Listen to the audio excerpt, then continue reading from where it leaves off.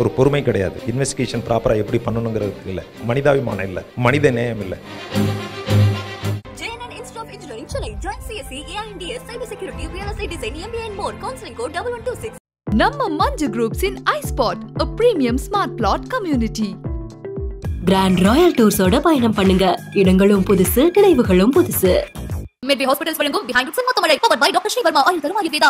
My first ever solo concert in Chennai, VGP Golden Beach Resort நடக்க போது. உங்க டிக்கெட்களை இப்பவே புக் பண்ணுங்க. இது போன்ற காவலர்கள் எல்லாமே களை எடுக்கப்பட வேண்டும். இன்னும் நிறைய இருப்பாங்க, இது மட்டும் கிடையாது. இது என்ன பயிற்சி கொடுத்தாலும் இது போன்ற ஒரு பெர்வர்ட்ஸ் அங்கே எல்லாமே இருப்பாங்க. பிளாக் ஷீப் பெர்வர்ட்ஸ், எஸ் பெர்வர்ட்ஸை ஏன் எடுக்கிறீங்க? இந்த மாதிரி சம்பவங்கள் நடக்கக்கூடாது, காவலர்களை அடிக்கக்கூடாதுன்னு சொல்லி நான் ஒரு வீடியோ அப்பவே போட்டேன். போட்ட மறுநாளே நான் டிரான்ஸ்ஃபர் பண்ணிட்டாங்க. ஐ வாஸ் ட்ரான்ஸ்ஃபர் அவுட்.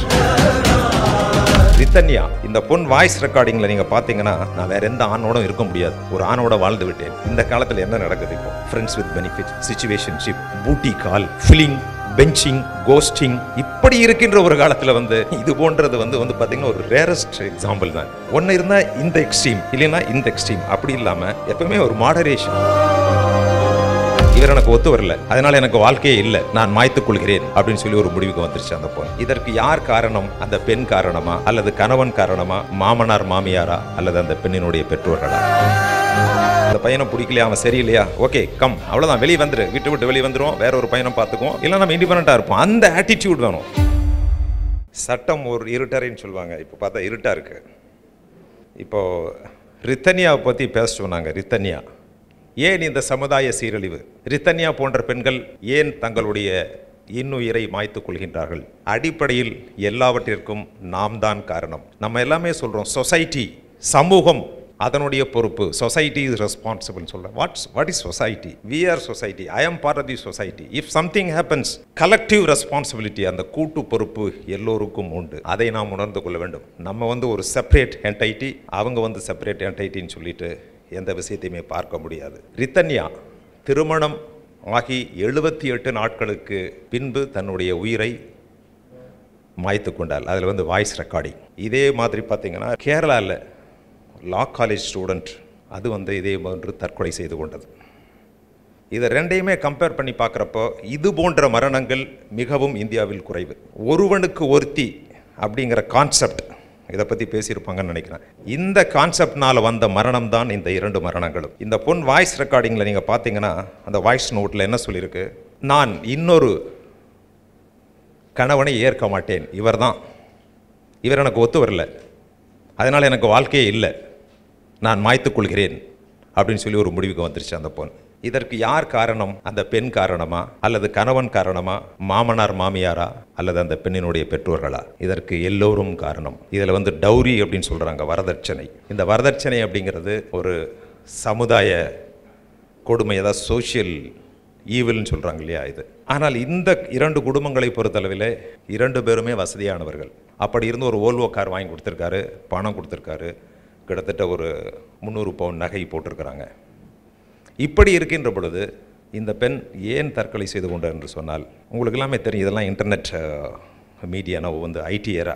இப்போது நாங்கள் அவங்க திருமதி சாந்தகுமாரி அவர்கள் எல்லாமே எக்ஸ் ஜென்ரேஷன் நினைக்கிறேன், எக்ஸ் ஜென்ரேஷன், அதுக்கு பின்னாடி ஒய், ஜி, ஆல்ஃபா, இப்போ பீட்டா. இப்போ நான் எக்ஸ் ஜென்ரேஷனில் சொல்கிறது எல்லாமே உங்களுக்கு பெருசாக தெரியாது. இப்போ வாட் இஸ் ஹேப்பனிங்? நீங்கள் எல்லாருமே ஜி, அதான் இசட் ஜென்ரேஷனாக இருப்பீங்க. இப்போது நீங்கள் இந்த டிஜிட்டல் ஏராவில் அப்படியே வளர்ந்துட்டே வர்றீங்க. எங்களையெல்லாம் என்ன சொல்லுவாங்க? பூமர் கேட்டகரின்னு சொல்லுவாங்க. Why this fellow boomer fellows are advising us அப்படின்னு சொல்லுவாங்க. இந்த காலத்தில் குழந்தையை வளர்த்துறதே மிகவும் ஒரு கடினமான காரியம். அதனால தான் இந்த காலத்தில் இருக்கிற பெண்கள் எல்லாமே திருமணம் செய்து கொள்ள விரும்பவில்லை. அதிகமான பெண் குழந்தைகள் எதற்காக திருமணம் செய்து கொள்ள வேண்டும், எதற்காக குழந்தை பெற வேண்டும்? நான் இண்டிபெண்ட்டாக இருக்க போகிறேன், நான் ஏர்னிங் பண்ணிகிட்ருக்கேன், எனக்கு சம்பளம் வருது, நான் இன்னொருவனை நம்பி அவனுக்கு கீழ் இருக்க விரும்பவில்லை என்ற ஒரு உணர்வு இருக்கிறது. இந்த கேஸை பொறுத்தவரை, ரித்தன்யா கேஸை பொறுத்தவரை பெற்றோர்கள் தான். பெற்றோர்கள் என்ன சொல்லியிருக்காங்க? நீ அட்ஜஸ்ட் பண்ணிப்போ. எதற்காக அட்ஜஸ்ட் பண்ணி போகணும்? முடியலையா, அந்த பையனை பிடிக்கலையா, அவன் சரியில்லையா, ஓகே கம், அவ்வளோதான், வெளியே வந்துரு, விட்டு விட்டு வெளியே வந்துடும், வேற ஒரு பையனை பார்த்துக்குவோம், இல்லை நம்ம இண்டிபெண்ட்டாக இருப்போம். அந்த ஆட்டிடியூட் வேணும், அந்த ஸ்ட்ரென்த் வேணும். அதற்கு பெற்றோர்கள் உறுதுணையாக இருக்கணும். பெற்றோர்கள் வந்து குழந்தைகளிடம் வந்து ஒரு நண்பர்கள் போல் பழக வேண்டும். அது பையன் அப்பா அந்த மாதிரி ஒரு கேப்பே இருக்கக்கூடாது. ஃப்ரெண்ட்ஸ் மாதிரி பழகணும். அப்போ தான் இது போன்ற பிரச்சனைகளை சமாளிக்க முடியும். எத்தனையோ சட்டங்கள் இருக்குது. இப்போலாம் சொல்லியிருப்பாங்க அவங்க. சட்டங்கள் அப்படிங்கிறதெல்லாமே அது வந்து ஒரு வரைமுறைப்படுத்த, ஒரு ரெகுலேட்டரி மெக்கானிசம், ஒரு என்ஃபோர்ஸ் பண்ணுறதுக்கு தான் இருக்க ஒழிய நடைமுறையில் அதை சாத்தியப்படுத்த வேண்டும் என்று சொன்னால் அதற்கு நாம் ஒத்துழைப்பு தர வேண்டும். சரி, இப்போ இந்த ரித்தன்யா கேஸுக்கு ஜஸ்ட் ஆப்போசிட்டாக நீங்கள் எல்லாமே கேள்விப்பட்டிருப்பீங்க. என்னது? ராஜா ரகுவன்சி கேஸ். அங்கே யார் கொன்னது? திருமணமான 10 நாளில் அந்த ராஜா கொல்லப்பட்டான். ஏன் கொல்லப்பட்டான்? ஏற்கனவே இந்த சோனம் அவளுக்கு ஒரு காதலன். ஏன் முதல்லே சொல்லியிருக்கலாமே, நான் ஏற்கனவே ஒருத்தனை லவ் பண்ணுறேன், அதனால் இந்த திருமணத்திற்கு நான் சம்மதிக்கவில்லை என்று சொல்லலாம். அதை விட்டு அவனை கொலை செய்து அந்த உயிரும் போய்விட்டது. இவர்களும் இப்பொழுது சிறைச்சாலையில் இருக்கின்றார்கள். இப்போது திரைப்படங்கள், இப்போ வந்து டைரக்டர் பேசியிருப்பாங்க முன்னாடி. இப்போ திரைப்படங்களில் பார்த்துருப்பீங்க நீங்கள் எல்லாமே, இந்த பெண் தான் எப்போவுமே அட்ஜஸ்ட் பண்ணி போகணும் புருஷனை அப்படிங்கிற ஒரு மெசேஜ். இந்த ஜெண்டர் சென்சிட்டைசேஷன் வந்து ரொம்ப இம்பார்ட்டண்ட். பெண்கள் அப்படிங்கிறவங்க வந்து ஆண்களை விட அவர்கள் தான் உயர்ந்தவர்கள். உண்மையிலேயே ஆண்களுக்கு வந்து பொறுப்புகளே கிடையாது. பெண்களுக்கு மாதிரி ஒரு பொறுப்பு யாருக்கு இருக்குது சொல்லுங்கள்? நம்ம அம்மா, ஒரு பெண், மனைவி, சகோதரி, இவர்கள்லாம் வந்து எவ்வளவு தியாகம் செஞ்சிட்ருக்கிறாங்க. இதை அப்ரிசியேட் பண்ணக்கூடிய ஒரு எண்ணம் நமக்கு வேண்டும், மற்றவர்களுக்கு வேண்டும். அதை வந்து உணரவில்லை யார்? பெண் வீட்டார்கள். இந்த ரித்தன்யாவை பொறுத்தவரை திருப்பூரில் இது இந்த கொங்கு மண்டலம் இப்போது அப்படின்னு சொல்கிறாங்க. இப்போது என்னுடைய இங்கே டைரக்டர் வந்து சொன்னார், இந்த கொங்கு மண்டலத்தில் அப்படின்னு சொன்னாங்க. இது கொங்கு மண்டலமோ அல்லது வந்து சவுத்து தமிழ்நாடோ, நார்த்து தமிழ்நாடோ, மத்திய தமிழ்நாடு அப்படிலாம் கிடையாது. நம்ம தமிழ்நாடு. இந்த தமிழ்நாட்டில் அது எங்கு நடந்தாலும் தமிழகத்தில் நடந்தது தான். இதை வந்து ஒரு பகுதியாக பிரிக்கக்கூடாது. யாதும் ஊரே யாவரும் கேளீர். அப்போ நீங்கள் கொங்கு மண்டலம் சொல்லுவோம், ஜாதின்னு போவோம், மதம் போவோம். சாதி, மதம், இடம் இதெல்லாம் நமக்கு முக்கியம் இல்லை. அந்த நிகழ்ச்சி, இந்த நிகழ்ச்சி எங்கும் நடக்கக்கூடாது, அதுதான் முக்கியம். அப்படி இருந்தால்தான் சமூகம் நன்றாக இருக்கும். நம்ம வந்து அந்த குறுகிய மனப்பான்மை, இந்த நேரோ மைண்டட்னஸ், அந்த ஓப்பன் மைண்டே கிடையாது. அந்த குறுகிய மனப்பான்மை, அந்த குறுகிய வட்டத்திலிருந்து வெளியே வரணும். மேரேஜ்க்கு முன்னாடியே வந்து அவங்களுக்கு கணவன் மனைவியாக போகிறவங்க பேசி ஒவ்வொருத்தரையும் புரிஞ்ச பின்னாடி போகணும். அந்த பெர்வர்டட் ஃபெல்லோஸ், அது யாராக இருந்தாலும், ஆணாக இருந்தாலும் சரி, பெண்ணாக இருந்தாலும் சரி, சரி செய்யப்பட வேண்டும். இப்போது இந்த காலத்தில் நீங்கள் சொல்கிறீங்க, ஒன்று வந்து இது ஒருவனுக்கு ஒருத்தி அப்படிங்கிற கான்செப்டில் தான் இந்த பொண்ணே இறந்துச்சு. நான் வேறு எந்த ஆணோடும் இருக்க முடியாது, ஒரு ஆணோட வாழ்ந்து விட்டேன். இந்த காலத்தில் என்ன நடக்குது இப்போது உங்களுக்கு எல்லாமே தெரியும். ஃப்ரெண்ட்ஸ் வித் பெனிஃபிட், சிச்சுவேஷன்ஷிப், பூட்டி கால், ஃபில்லிங், பெஞ்சிங், கோஸ்டிங், இப்படி இருக்கின்ற ஒரு காலத்தில் வந்து இது போன்றது வந்து பார்த்திங்கன்னா ஒரு ரேரஸ்ட் எக்ஸாம்பிள் தான் இது. இதை வந்து நம்ம ஜென்ரலைஸ் பண்ணக்கூடாது. ஒன்று இருந்தால் இந்த எக்ஸ்ட்ரீம், இல்லைன்னா இந்த எக்ஸ்ட்ரீம், அப்படி இல்லாமல் எப்பவுமே ஒரு மாடரேஷன். இந்த நவீன உலகத்தில் வந்து எதையுமே கட்டுப்படுத்துறது சிரமம். அதற்கு நமக்கு ஒரு மனக்கட்டுப்பாடு வேண்டும். அதே மாதிரி இந்த சமூக ஊடகங்கள் அதிகமாகிட்டுருக்கு. அப்புறம் உலகமே நம்முடைய கையில் இருக்குது, ஸ்மார்ட் ஃபோன்ஸ். இந்த ஸ்மார்ட் ஃபோன்ஸை வச்சுட்டு நம்ம பார்த்துட்ருக்குறோம். இன்ஸ்டாகிராம், சமூக ஊடகங்கள், செயலிகள் எல்லாம் என்ன ஆகுது, நமக்கு தெரியாத ஒரு நபரிடம், அது ஆணாகவோ பெண்ணாகவோ, ஒரு நட்பு ஏற்படுகின்றது. அது எப்படின்னே தெரியாது, ஒரு இல்லூஷன், மாயான்னு சொல்லுவாங்க இல்லையா, எல்லாமே இல்லூஷன். லைஃபே வந்து இல்லூஷன் தான், ஒரு பெர்செப்ஷன், ஒரு ஆப்டிக்ஸ். வேறு என்ன இருக்குது லைஃப்பில்? ஒன்றுமே கிடையாது. இப்போ இருக்கிறோம், அவ்வளோதான். கொஞ்ச நேரம் போனால் நான் பேசுகிறது மறந்துடும், நீங்கள் பேசுகிறது மறந்து போயிடும், நீங்கள் கேட்டதும் மறந்து போயிடும். லஞ்ச், அப்புறம் back to square one. Law college students அங்கே லா காலேஜ் போயிடுவீங்க, சவிதா காலேஜ் போயிடுவீங்க. இதுதான் லைஃப். இந்த லைஃப்பில் ஒரே ஒரு லைஃப், இதை வாழ வேண்டும், இதை நாமே அழிக்கக்கூடாது.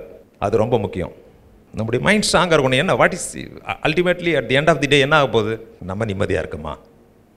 மற்றவங்களுடைய ஒப்பீனியனை பற்றியே கவலைப்படக்கூடாது. இப்போ நான் வந்து Ravi is a great person, Ravi is an idiot, என்ன வேணாலும் யார் வேணாலும் சொல்லிட்டோம். நானாகவே இருக்க வேண்டும், அதை பற்றி கவலைப்படக்கூடாது. மற்றவர்களுடைய கருத்துக்களுக்காக நாம் நம்மை மாற்றிக்கொள்ளக்கூடாது. அந்த ஒரிஜினாலிட்டி அது முக்கியம்.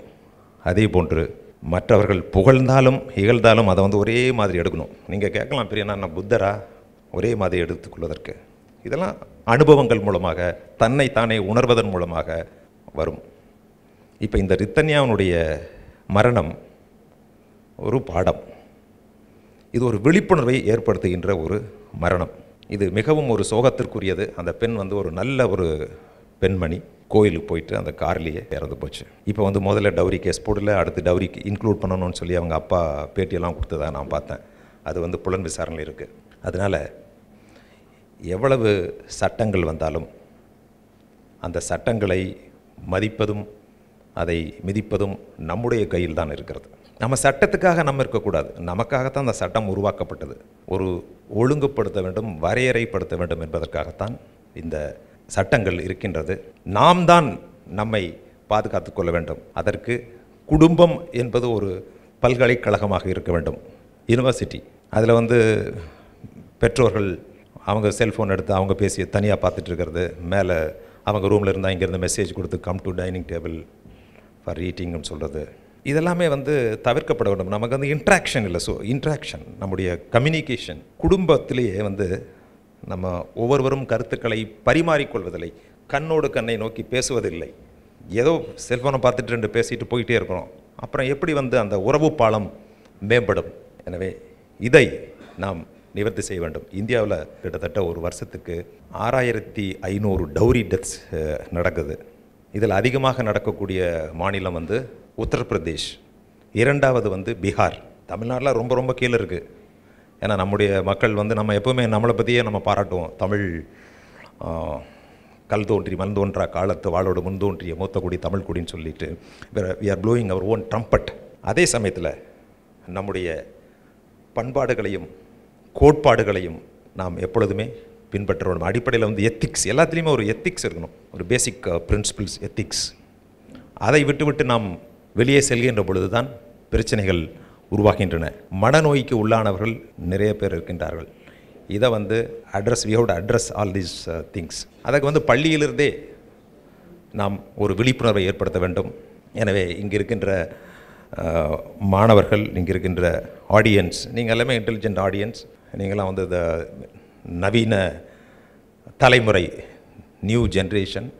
இப்போ இருக்கிறவங்க வந்து ஆர்டிஃபிஷியல் இன்டெலிஜென்ஸோட பிறந்திருக்கிறாங்க. இந்த ஆல்ஃபா பீட்டா ஜென்ரேஷன் வந்து artificial intelligence plus quantum computing இதோட சேர்த்து பிறக்க போகிறாங்க. அவங்களோட வந்து மேட்ச் பண்ணுறதுங்கிறது ரொம்ப சிரமம்.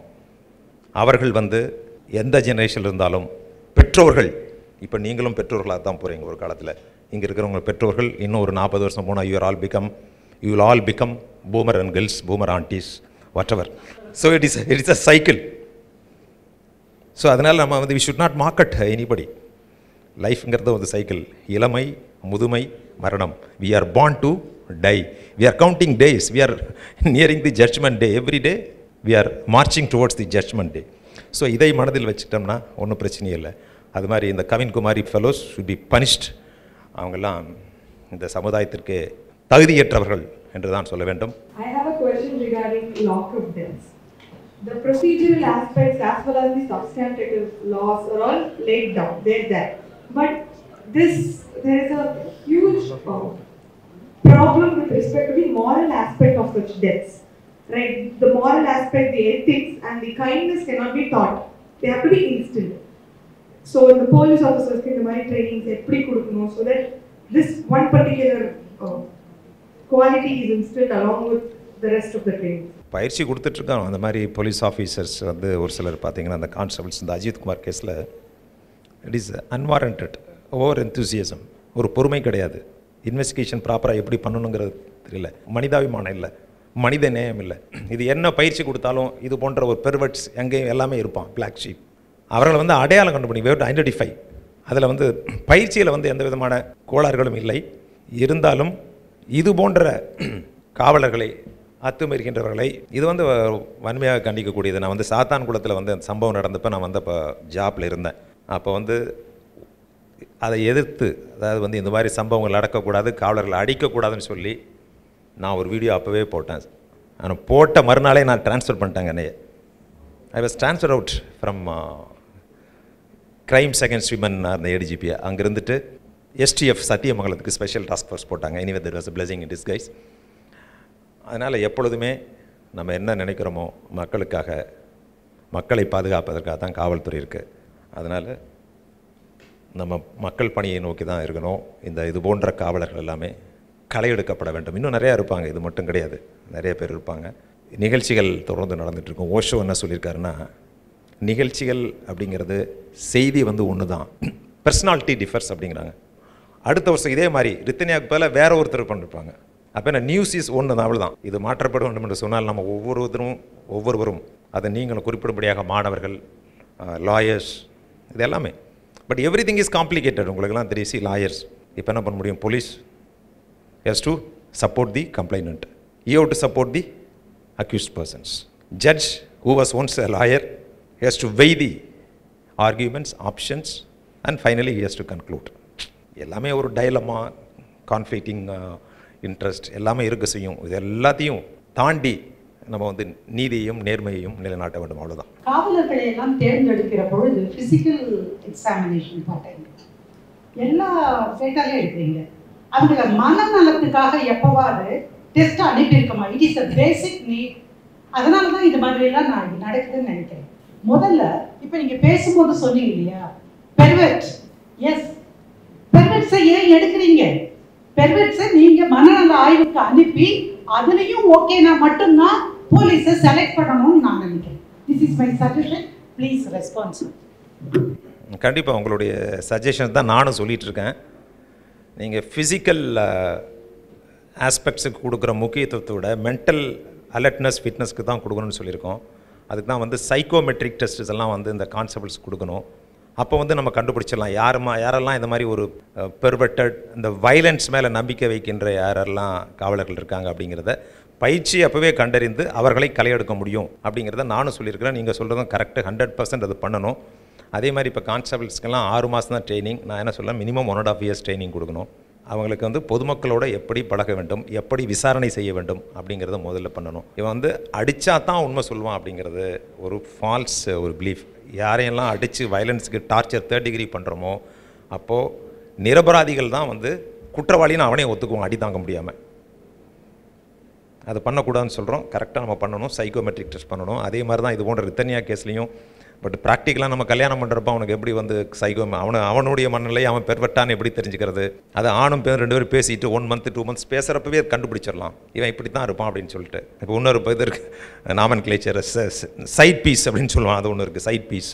இவன் இந்த மாதிரி சைட் பீஸா அல்லது வந்து பெஞ்சிங் பண்ணுறானா அல்லது கோஸ்டிங் பண்ணுறானா, இது எல்லாத்தையுமே கண்டுபிடிக்க முடியும். அதுக்கு இன்ட்ராக்ஷன் தாங்க, கம்யூனிகேஷன் இல்லை, ஒரு இன்வால்மெண்ட் பெற்றோர்கள்ட்ட காமிக்குது இல்லை. அதே மாதிரி நீங்கள் சொல்கிற காவலர்கள் பயிற்சி எடுக்கிறப்பவும் சரி, ஏதோ பயிற்சி எடுத்தால் காவலர் வேகன்சி இருக்குது அதை வந்து ஃபில்லப் பண்ணணும் அப்படிங்கிற நோக்கம் இல்லாமல் ரியலி தேர் ஃபிட், மென்டலி ஃபிட். நான் தான் சொல்கிறேன், இப்போ வந்து மூளை தான் வேணும்.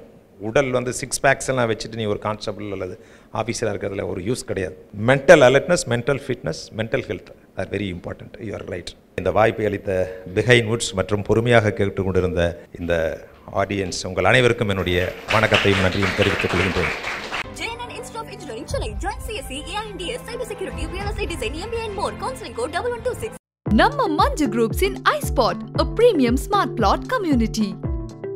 கிராண்ட் ராயல் டூர்ஸோட பயணம் பண்ணுங்க. இடங்களும் புதுசு, நினைவுகளும் புதுசு. Medway Hospitals வழங்கும் Behind It Singathamalai, powered by Dr. Sri Verma, ஆயுள் தரும் Ayurveda. Chennai first ever solo concert in Chennai VGP Golden Beach Resort நடக்க போது. உங்க டிக்கெட்களை இப்பவே புக் பண்ணுங்க.